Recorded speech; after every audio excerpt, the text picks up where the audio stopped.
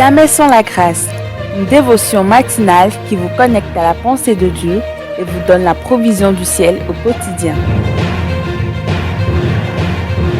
Bonjour chers amis internautes, c'est un plaisir pour moi aujourd'hui d'être en votre compagnie ce matin. Une nouvelle journée, une nouvelle provision. Merci d'être là.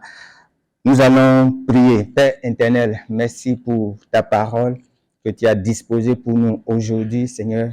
Merci de nous parler à travers elle, Seigneur. Au nom de Jésus, Amen.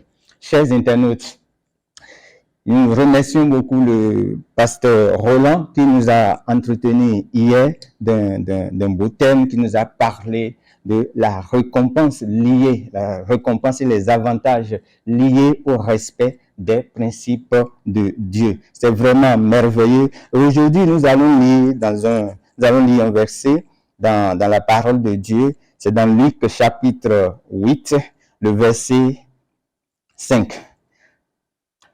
Je lis, un semeur sortit pour semer la semence.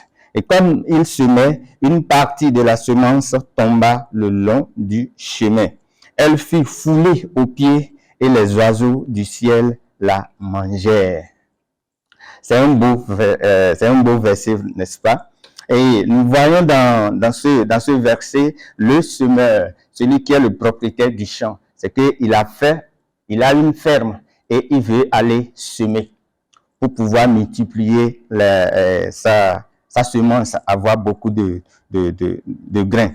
Donc, il est sorti pour aller semer. Et lorsqu'il semait, la Bible dit qu'une partie de sa semence tomba le long du chemin. Et lorsque cette partie-là est tombée le long du chemin, la Bible dit que elle a été foulée aux pieds. Et puis après, nous voyons que les oiseaux du ciel viennent manger cette semence-là. La question que je me suis posée, c'est de savoir pourquoi les oiseaux ne sont pas venus immédiatement lorsque la semence a été lancée, pourquoi ils ne sont pas venus immédiatement prendre ça.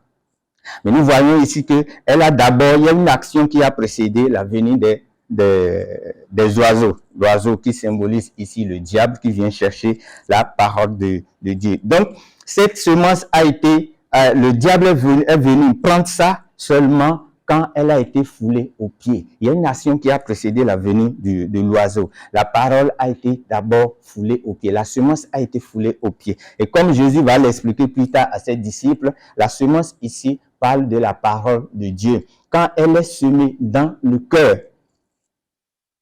Et donc, quand elle est semée dans le cœur, lorsque le cœur qui symbolise cette terre, ce cœur-là ne reçoit pas bien cette parole, c'est ce que le diable vient y faire. Donc ici, il est dit qu'elle a été foulée aux pieds d'abord. Cette parole a été foulée aux pieds. Mais le fermier, le semeur a bien fait de pouvoir lancer sa semence. Et donc comme la semence parle de la parole de Dieu et que cette terre-là parle de notre cœur, du cœur qui reçoit, comment est-ce que nous recevons cette parole-là? Ce matin, par exemple, comment est-ce que tu reçois la parole de Dieu? Tu reçois cette dévotion. Ou quand tu as fait ta méditation personnelle le matin, comment est-ce que tu l'as reçue? D'abord, si tu foules cette parole aux pieds, le diable viendra la chercher, ça c'est sûr, c'est sûr. Et fouler aux pieds parle de la négligence vis-à-vis de la chose, du mépris qu'on a vis-à-vis de cette parole-là. Ça parle du fait qu'on n'a pas considéré la chose, on n'y a pas fait égard. Et donc, puisque c'est fouetté, c'est bafoué, il n'y a pas un intérêt personnel pour ça, alors la nature aurait du vide. Puisqu'il y a du vide là, ça ne fait rien, alors le diable, lui, va venir chercher ça. C'est en ce moment-là qu'il vient chercher. Et c'est vraiment, vraiment important de pouvoir de pouvoir considérer la parole de Dieu. Si elle est sortie, si elle est prêchée et elle n'est pas considérée, alors elle est laissée pour compte. Et là, le diable pourra venir maintenant et prendre ça. Et peut-être, tu as donné ta vie à Jésus, ça fait des années, ça fait 10 ans, ça fait 5, 10 ou même plus de 20 ans. Mais si chaque fois, la parole qui est sortie, qui est prêchée, qui est lue, n'est pas considérée dans ton cœur, le diable viendra toujours picorer ça.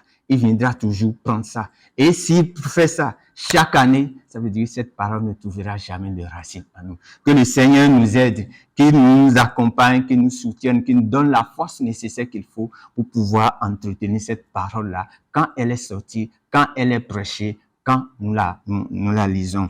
Et que le Seigneur vous bénisse et Dieu voulant, on se retrouve demain. Si vous avez aimé cette émission, parlez-en à vos amis. Parlez-leur du message de la grâce et de ce qu'il fait dans vos vies. Pour un sujet de prière, une question ou pour devenir partenaire, contactez-nous au 00229 94 75 80 20. Que Dieu vous bénisse et à la prochaine. En attendant, pensez avec Dieu.